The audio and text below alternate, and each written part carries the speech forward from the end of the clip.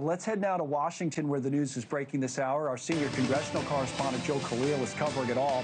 He's live on Capitol Hill. We've been looking to see if this war powers vote would pass, and it does not appear as if it has, Joe, which is, I guess, what we expected.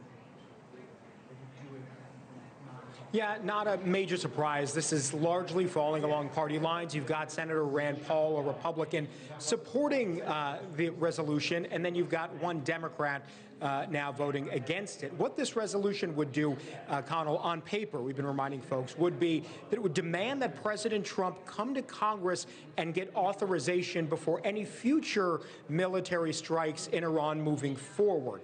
Now, even if it were to have passed, President Trump could certainly veto it. There is not a majority of people voting for it that would have defeated that.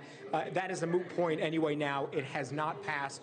Take a listen to Senator Richard Blumenthal, Democrat from Connecticut, who laid out one of several concerns that Democrats have, not just with this vote failing, but also with the situation in Iran as it is developing now. Regime change can't be accomplished at 30,000 feet. It takes boots on the ground. My fear is, and it's growing, that we will have American troops on the ground if the objective continues to be regime change.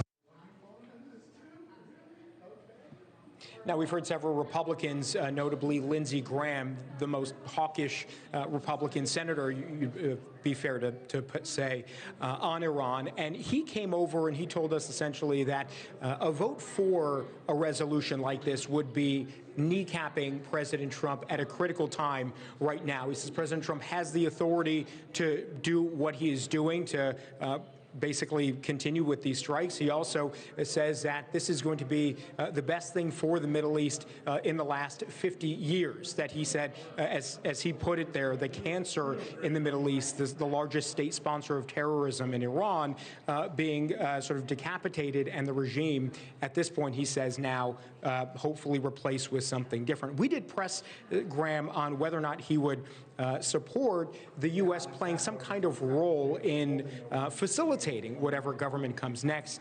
He was firmly against that, said that's going to be the job of the Iranians. The American job is to simply get rid of the regime, destroy and decimate its nuclear and missile capabilities, and he says that is exactly what the administration is doing now, Connell.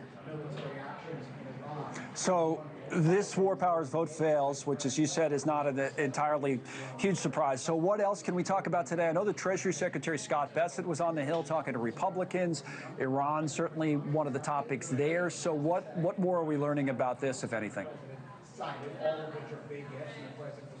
Yeah, I mean, when it comes to costs, when it comes to putting sanctions on Iran, that is all Treasury. So we did ask the Treasury Secretary questions about, are there going to be more sanctions? He didn't answer our questions. Lawmakers who were in the room did say that he did address Iran. Take a listen here to the chairman of the study committee, August Fluger. I mean, the Treasury Secretary talked about the sanctions that were previously placed on Iran that have led to the weakened state that they're in. So, you know, there's many different tools that we can use to affect the positive changes that we need, and that's exactly what you're seeing right now. But I think it's important to also know that the president made a very bold decision based on an imminent threat, based on a cancer, the terrorist cancer that had metastasized throughout the region. This should have been dealt with long ago. So, Connell, the same vote's going to be put up now tomorrow in the House. We will see how that goes, but we largely expect very close to the result that we got here in the Senate tonight. Thank you for watching. Subscribe below and download our NewsNation app right now on your phone, and you will get fact-based, unbiased news for all Americans.